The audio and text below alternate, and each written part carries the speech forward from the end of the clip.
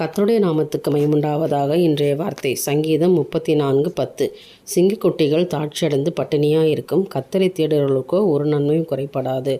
எனக்கு அருமையான தேவனுடைய பிள்ளைகளை, உங்களுக்கு நன்மைகள் ஒன்றுமே குறைபடாது. ஏனென்றால் கர்த்தரை தேடுற பிள்ளைங்கள நீங்கள் இந்த நேரம் ஆண்டவரை நோக்கி பார்க்குறீங்க. தினம் 3 வேளை தானியேலை போல் ஜெபிக்கிறீங்க. அதிகாலை எழுந்து விழித்திருந்து ஜெபிக்கிற ஒரு அனுபவம், வேத வாசிப்பு, ஜெபம் இவை எல்லாமே ஒரு பிள்ளைகிட்ட இருக்குன்னு சொன்னால் அவர்களை தேவன் ஆசீர்வதிப்பார். ஏன்னா கர்த்தரை தேடுகிறவர்களுக்கு ஒரு நன்மையும் குறைபடாது. தீமையான ஒன்றும் ஆண்டவர் அனுமதிக்க மாட்டார். நன்மைகள் எல்லாவற்றையும் ஆண்டவர் செய்து முடிப்பார். ஏனென்றால் சிங்கக்குட்டிங்க கூட தாழ்ச்சி அடைந்து பட்டினியாக இருக்குமா, ஆனால் கர்த்தரை தேடுகிறவங்களுக்கு ஒரு நன்மை குறைபடாது. ஆண்டவரை விசுவாசிக்கிறவர்களுக்கு, கர்த்தரோடு கூட ஐக்கியப்படுறவர்களுக்கு, ஆண்டவரோடு கூட எல்லாவற்றையும் இணைந்து செய்கிற பிள்ளைகளை ஒருபோதும் ஆண்டவர் கைவிடுகிறது இல்லை. நீங்கள் எப்படிப்பட்டவர்களாக இருக்கிறீங்க? கர்த்தரை தேடுறீங்களா? ஆண்டவர் அதிகாலமே ராஜாமத்திலும் ஆண்டவரை தேடுங்க. தினந்தோறும் ஆண்டவர்கிட்ட உட்கார்ந்து உங்களோட தேவையான எல்லாவற்றையும் சொல்லுங்கள்.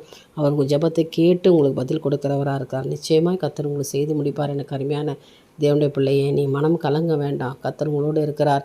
எல்லாவற்றையும் செய்து முடிக்கக்கூடிய கிருபையுள்ள தேவன் உன்னோடு இருக்கிறவராகவே இருக்கிறார். அதனால் நீங்கள் கர்த்தரை தேடுங்க. உங்களுக்கு ஒரு நன்மையும் குறையப்படாது. என் தேவனுக்கே மகிமை உண்டாகட்டும்.